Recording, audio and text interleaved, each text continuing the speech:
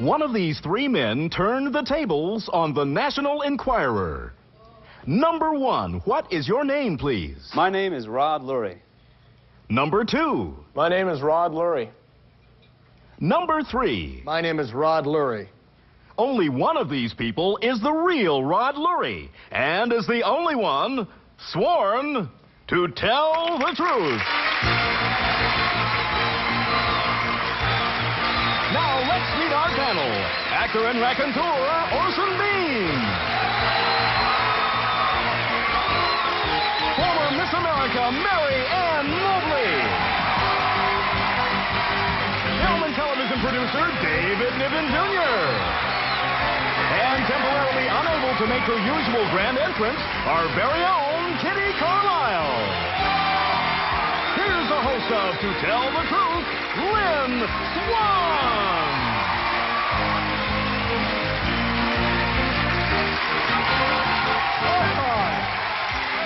Listen to that audience. You are. Oh, I love it. Fantastic. Good morning.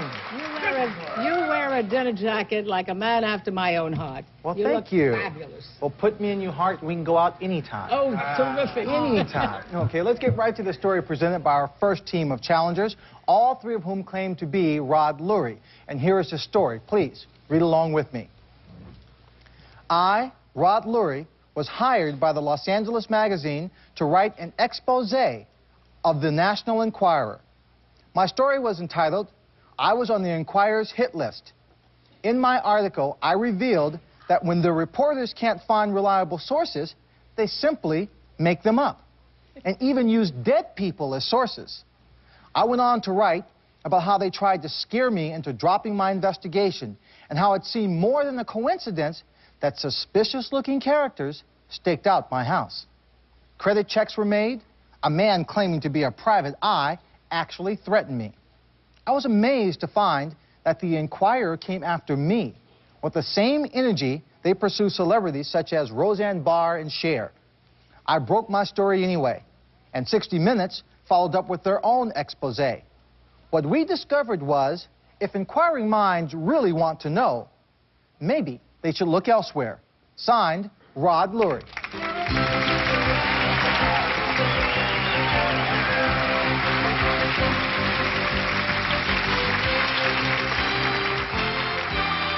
We'll inquire more about the Enquirer right after this.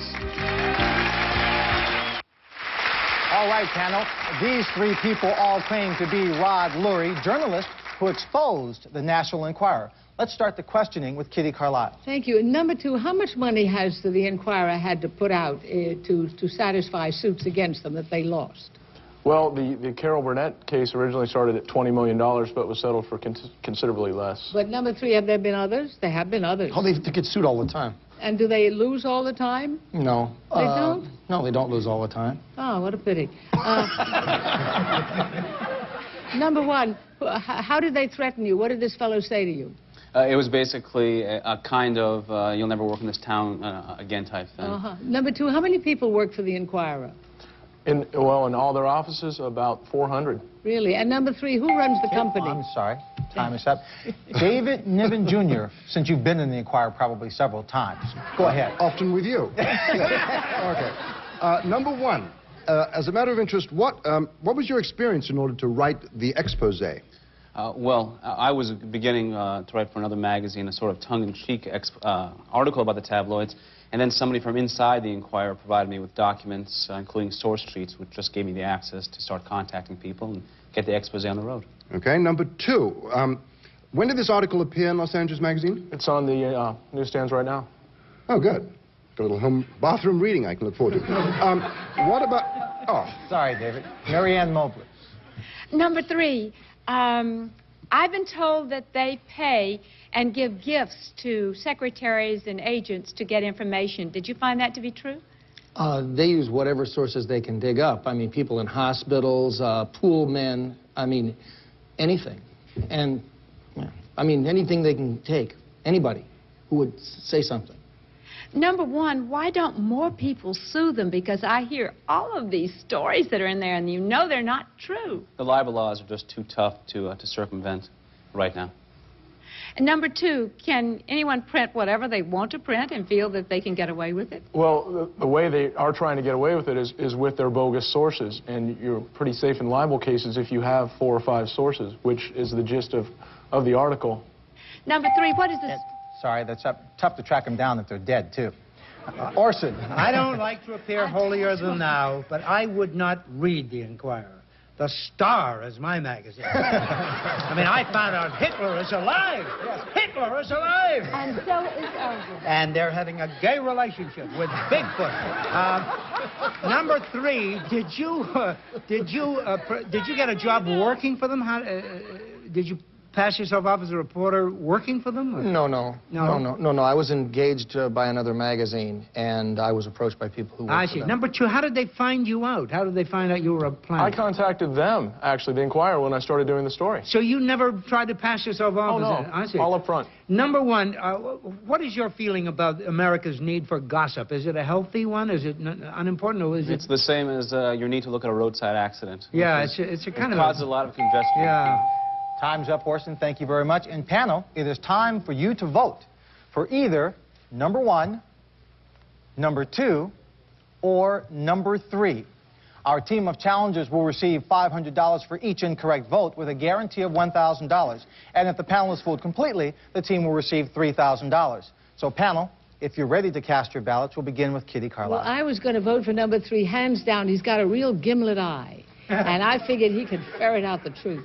Number 2, I didn't feel really was tough enough to do this job. And number 1 got my vote because of what he said about the libel laws. I think that's absolutely true. The tough libel laws.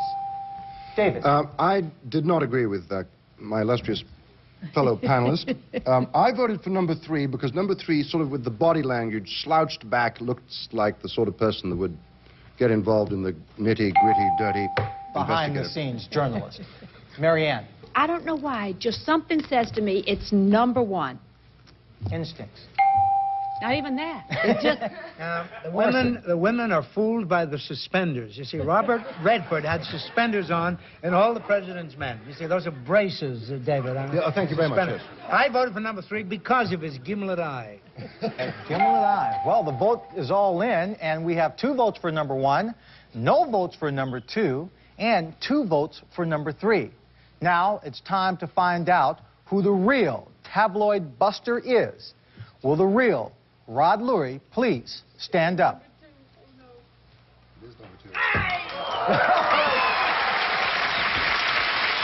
It's number 1. No suspenders, Orson, no suspenders.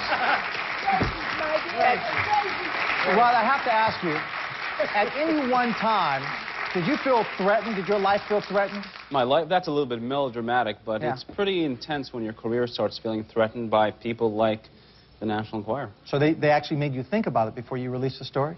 Sure, but you know, evil prospers when the good men do nothing, and that's the idea. Well, congratulations. I think it was worthwhile doing. Let's find out who your imposters are. Number 2, your name and what do you do? My name's Adam Dredd, and I have a company which trains people how to get the most out of their leisure time. Oh! See David after the show is over. With pleasure. Number 3, your name and what do you do? My name is Rory O'Boyle, and I'm a Hollywood and Beverly Hills tour guide. Well, there were 2 incorrect votes at $500 a vote. Your team will receive $1,000. And thank you for being with us here today on To Tell the Truth. We'll be back with the world's youngest top fuel drag racer right after this. We're back, so let's meet our next team of challengers.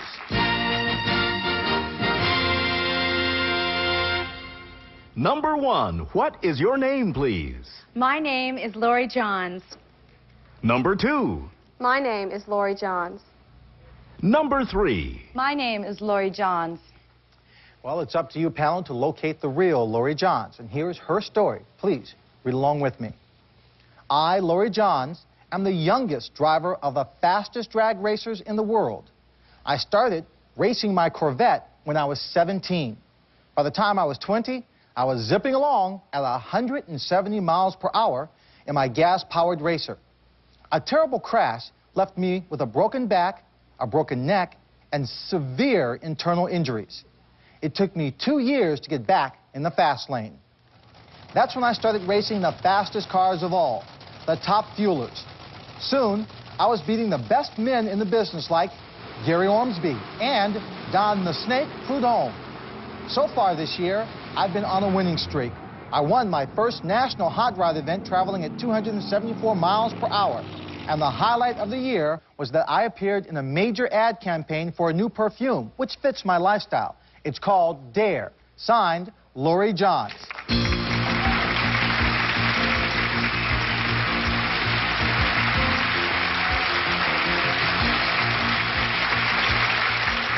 And let's start the questioning with Orson Bean. What a story. Number 3, I'm curious to know what kind of guys are attracted to a daredevil woman like you. Do you attract Hulk Hogans or sissies? Definitely the more macho athletic type. Number 1, do men and women drivers that compete in the same races? Yes, but there's a lot more men. There's only one other woman. Oh, so there aren't that many women drivers. Huh? Mercy. Number 2, after injuries like that, I would have thought it would be surprising if you would spend the rest of your life crocheting placemats. How were you able to get back into it, and what drove you to do so? I was very fortunate to not be paralyzed, and this was a lifelong dream, and I wanted to continue my career. Number 3 is... Thank you. Marianne? I admire your courage. Number 2, there is one other famous woman who drove these particular kinds of cars. Do you remember who she was, number 2? Well, there's a lot of other women who race besides me. But number 3, the most famous. I'd say probably the most famous is Shirley Muldowney. Yes. Number 1, do you find that the fact that you are one of the few women is a handicap? Oh, absolutely. Number 2, do you find that men take you seriously when you're driving alongside of them as a competitor? I think they do now. Number 3, who has been your most difficult competitor? I mean, who is the one that you admire the most and would like to beat the most? Probably Gary Ormsby. Marianne, thank you. David? Thank you, Lynn. Number 1, what made you decide you wanted to travel at such sort of crazy speeds? Ever since I was a little girl, I always wanted to drive fast. My father was into it, and he was a car dealer, and we always liked cars. And number 2, you were zipping along at 170 miles an hour, it says here, when you had this accident. Where were you going at 170 miles an hour? I was at a racetrack in Baton Rouge, Louisiana. Number 3, what actually is top fuelers or are top fuelers? Is that a make of a car or what? No, top fuel describes the type of fuel, which is nitromethane. Oh. Highly combustible for the quick start. David? Got it. Kitty? Number 1, they say that these cars are souped up. Was your car souped up? No, ma'am. No. No. Number 2, what kind of a car did you drive? On the street or on the racetrack? Either way. A top fuel dragster. Well, what's it called? It's called a top fuel dragster. Oh, I see. Number 3, on the street, what do you drive? I drive a Corvette. And number 1, when you had this terrible accident, where were you driving? I was driving in Baton Rouge, Louisiana. Oh, you were too. Number 2, when you compete against men, do you find they give you a little leeway? Are they nice, or are they mean and try to get you off the road? Well, we drag race, so we just go in a straight line. But I feel that... Oh, Time you is can up. see what I know about Yeah, drag Kitty, racing. they're not going to give them a lead because they're ladies. It goes too quickly. Place on Santa Monica Boulevard. Right now, it's time to vote for either number 1, number 2, or number 3. So, panel, if you are prepared to cast your ballots, we start with Orson Bean. 2 of them could play the real one in the movie. They're that good. But I think the real one is number 2. It's something to do with the eyes. Got to be a little funny to do something like that. Marianne? Well, I didn't think this would ever happen. But I have agreed with you. Mercy, madam, mercy.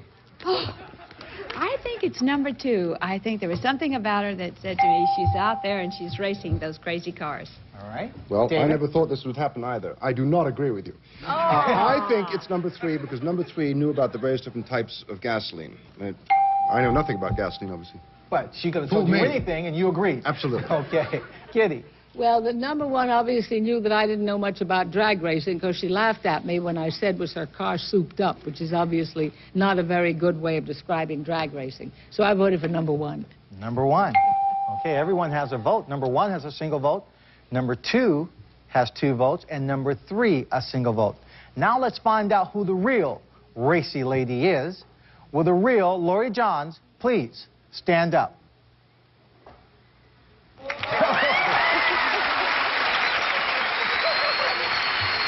Absolutely correct. Orson and Marianne.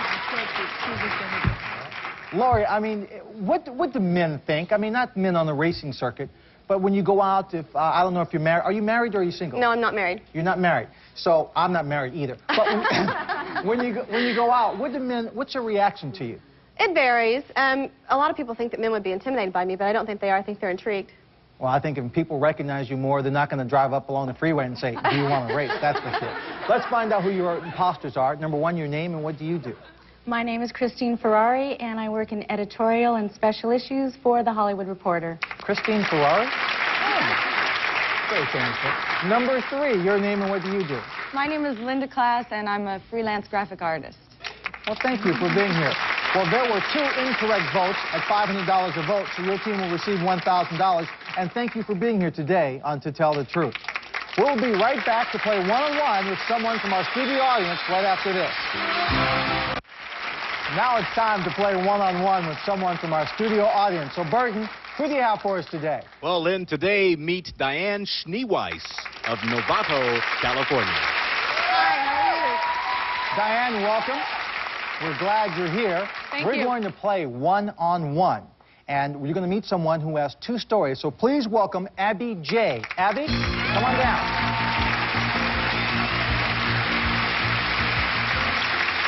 Now, Diane, Abby's going to tell you 2 stories, only one of which is the truth. And if you can spot that true story, you'll win $500. So, Abby, what's your first story? I've been on 5 game shows. I've won $1,226,000. Now, that may or may not be the truth. So let's listen to Abby's second story. I play a nose flute. I make flute music with my nose. Okay, panel, you have your work cut out for you here. To help Diane win $500, you can ask 1 question about each story. So let's start with Kitty and the winner of millions on game shows. Which show did you win the most money on? I'm the $1 million chance of a lifetime. David? What are you on this game show? You're not going to win a whole lot here. This is not going to... My mom said the same thing. I guess I'm just a frustrated actress. I love being on TV, and I'm just a game show What freak. game show did you win? That's it. No, that was a question. Oh. No. Sorry. David, sit back. Marianne, Stifle yourself, David. put a leash on you. Do you have to wait a period of time between competing on one game show and then another? Well, the current rule is that you can only do 3 in 10 years on network. However, syndicated shows, you can do as many as you like. Orson. $1,226,000 on game shows. That's better than heavy lifting. What's the tax situation? How is that handled? We have to realize it's treated as income, and I won this money over a period of 10 years, so it was added to whatever I won that year. It depended on the year. I see. Okay, Diane, you heard Abby's first story. Now story number 2, the flute. Kitty. What happens when you catch cold? I take 2 aspirins and practice in the morning. David. Does the size of one's nose affect one's talent in playing the nose flute? Well, actually, yes, because, you know, when you blow out your mouth, it's a single hole, and your nose has 2 holes. So you have to realize the air's coming down 2 different places. Okay. Marianne. Does it require the use of any other object or part of your body to produce this, like your hands or... You blow out the nose, but your hands, you know, cover the holes. Okay. Since you have 2 holes in your nose, Abby, can you play harmony with yourself? Yes, but I have to use 2 flutes. Oh, I see. Diane, you've heard this brilliant cross-examination. It's time to choose. Is Abby the winner of over $1 million on game shows, or is she the flautist, the nose flautist? Well, based on instinct and her responses to the question, I think she was a game show person. Okay. Abby, what's your true story? Well, to tell the truth, I play the flute. Well, Diane, I'm sorry you didn't win the $500, but we do have a nice parting gift for you. Thank you. Abby, you know we've got to ask you to play something through your nose. Since you all look so lovely, I thought I'd play a classical piece, the William Tell Overture.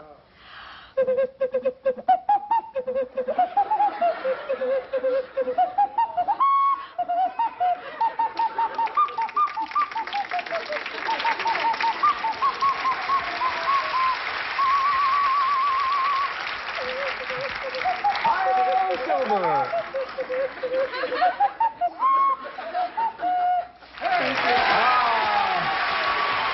The Lone Ranger and Poncho needed this woman. We'll be right back after these words. Abby J did win $1,000 for stumping our audience member on 101. That's it for us today. We'll see you next time on To Tell the Truth. Good night, everyone. This is Burton Richardson speaking. Behold the day with GSN's Daily Affirmations. Let the games begin. Weekdays from 9 to 3. Only on GSN.